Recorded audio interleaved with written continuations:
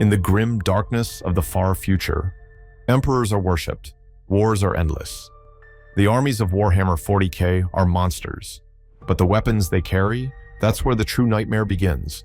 In this universe, a weapon isn't just a tool, it's faith made steel, rage made flame.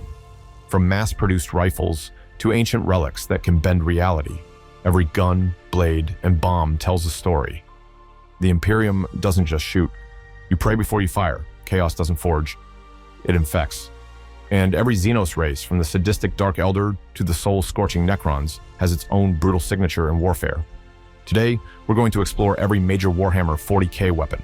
Not just how they work, but why they exist, what they say about the one holding it, and the enemy unlucky enough to face it. Welcome to the armory of the 41st millennium. Trust me, you're going to want to stay locked and loaded.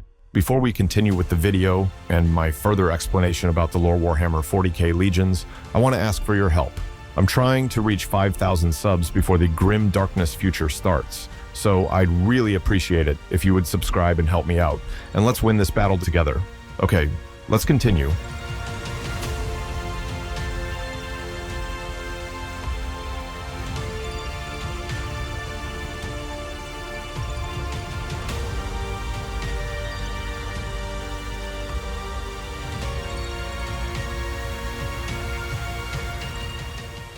Section 1. Imperial Weaponry. The Imperium of Man spans a million worlds, but when it comes to weapons, quantity often outweighs quality. That's not to say Imperial arms are weak. They're not elegant, they're not efficient, but they're faithful. And in the grim dark, faith hits hard. Let's start with the laser gun, the so-called flashlight.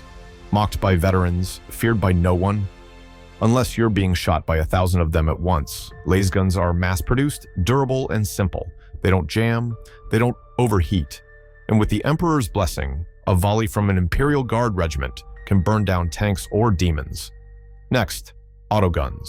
Old-school, solid slug rifles. Loud, messy, and terrifying in close quarters. Where a laser gun burns cleanly, an autogun tears flesh and shatters bone. You'll find these among hive gangers, PDF troops, and cultists, the desperate, the poor, and the savage.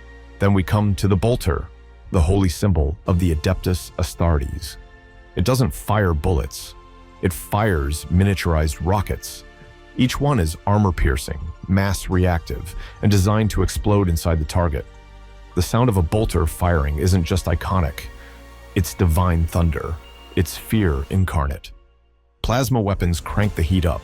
Literally, plasma guns fire a sun-hot ball of energized death. They melt through armor like wax, but they're unstable. Even Space Marines risk their lives pulling the trigger. Every shot is a gamble. Death for your enemy or yourself. And then there's Melta. You smell it before you hear it, the hiss of atomized metal. Melta weapons are short-range anti-armor tools that liquefy tanks in seconds. It's the gun equivalent of a blacksmith's forge turned into a war crime. Flamers? Oh, those are sacred. Used to purge heretics and cleanse the unclean. Promethium-fueled, they're more than just fire. They're wrath made manifest. In the Imperium, flame is mercy. For melee, power weapons. Blades surrounded by energy fields that slice through reality. Chainswords, revving, roaring, and spraying blood with every swing. And relics like the Eviscerator, well, that's not a weapon, that's a sermon in steel. Finally, there are the exotics. Grav guns that crush organs, arc weapons that fry nerves, volkite that disintegrates flesh with ancient Martian science. The Imperium's arsenal isn't advanced. It's brutal, blessed, and born in holy fire, and that's exactly how they like it. Section 2, Adeptus-Astartes and Primaris upgrades. When you're a superhuman demigod standing 8 feet tall, wielding a gun isn't just a matter of aim, it's about domination. The Adeptus-Astartes, the Emperor's Angels of Death, take standard Imperial weapons and supercharge them into god-killing instruments. Their signature weapon, the bolter, comes in many forms, but for the new breed of Space Marines, it's been re-engineered for even more destruction. Primaris Marines wield the bolt rifle, sleek, heavy, and versatile. It combines precision with brutality. There's the standard bolt rifle for accuracy, the auto bolt rifle for suppressive fire, and the stalker variant for long-range punishment. Each one is custom forged in the forged temples of Mars and blessed by tech priests before ever touching a battlefield.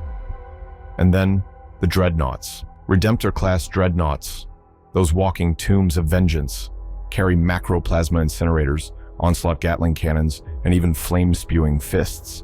A Redemptor doesn't walk into battle, it levels it. Primaris heavy weapons specialists bring more firepower too. The Hellblasters wield plasma incinerators that glow like dying stars. Eradicators carry meltas big enough to erase tanks in seconds, and aggressors, twin flamestorm gauntlets and rocket packs turn them into walking crematoriums. And don't forget the RR. Section 3, Mechanicus and Titan Weaponry. The Adeptus Mechanicus doesn't just build weapons, they worship them. To the tech priests of Mars, every gun is a sacred artifact. Every bullet, a prayer. Every trigger pulled is a hymn to the machine god. And trust me, when the Omnissiah sings, entire cities burn.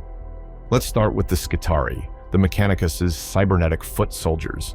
They wield radium carbines, rifles that irradiate flesh with every shot. Even if the bullet doesn't kill you, the radiation will. Then there's the Galvanic rifle, a beautifully cruel fusion of the old world ballistics and high voltage discharge. Clean, lethal, precise. Want something heavier? Transuranic arquebuses.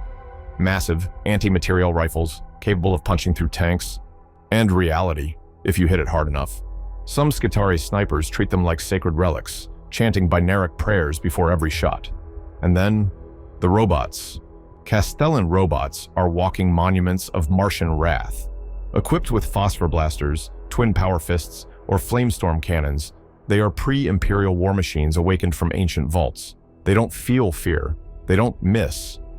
But none of that compares to the god machines. Imperial Titans are skyscraper-sized engines of death, armed with weapons like the Bellicosa volcano cannon, plasma destructors, and quake missiles.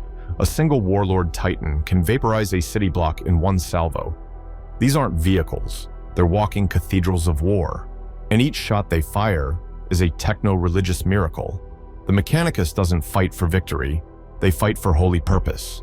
And their weapons, they speak in fire, steel, and scripture. Section 4, Chaos Weaponry.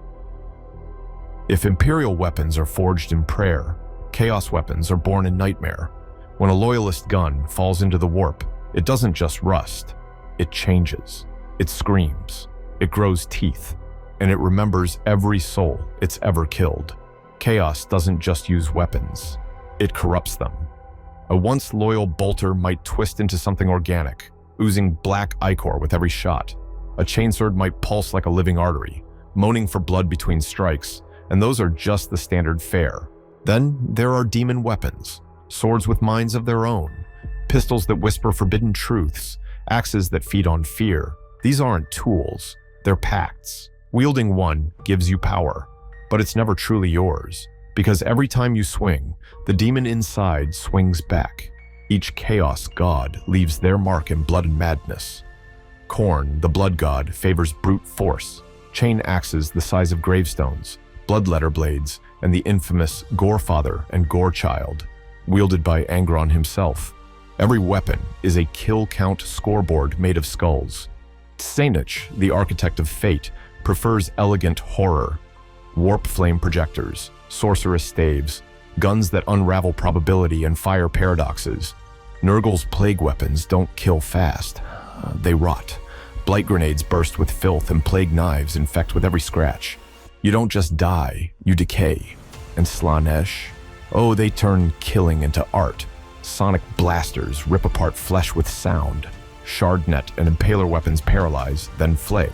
Death is just foreplay. Where the Imperium sees heresy, Chaos sees freedom. And their weapons? They're freedom with fangs. Section 5, Xenos Weaponry. Humanity might claim to rule the stars, but every corner of the galaxy hides something older, deadlier, and very well armed. The Eldari, both Craftworld and Drukhari, are elegant killers. Their shuriken weapons don't fire bullets. They launch razor-sharp monomolecular discs at hypersonic speeds. A single pull of the trigger is a storm of death so fast, your nervous system won't have time to scream. Their bright lances are anti-tank lasers so advanced, they don't just pierce, they erase. And D-cannons? Those are dimensional weapons that create localized rifts in reality. They don't blast you, they delete the space you're in. The Drukhari take things further. Splinter weapons inject agonizing toxins on impact, and liquefiers melt armor and bone into sludge.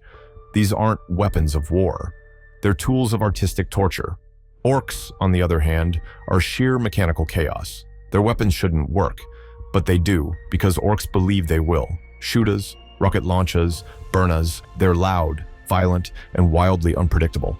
And if it explodes, sprays bullets, or catches fire, an orc probably made it in 5 minutes out of scrap and teeth. Power claws are their answer to precision. No finesse, just hydraulic shears that turn space marines into red mist. When an orc fires a gun, it's not just war, it's a good time. Then there's the Tau, cold, precise, and terrifyingly efficient. Their pulse rifles outrange laser guns and punch clean through carapace armor. Railguns? Forget it. Those things can penetrate a Titan's armor from across the battlefield. Tau don't just win, they optimize your destruction. And what about the Necrons? Ancient, silent, and armed wit. Section 6. Legendary and forbidden weapons. Some weapons aren't meant for war. They're meant for warnings.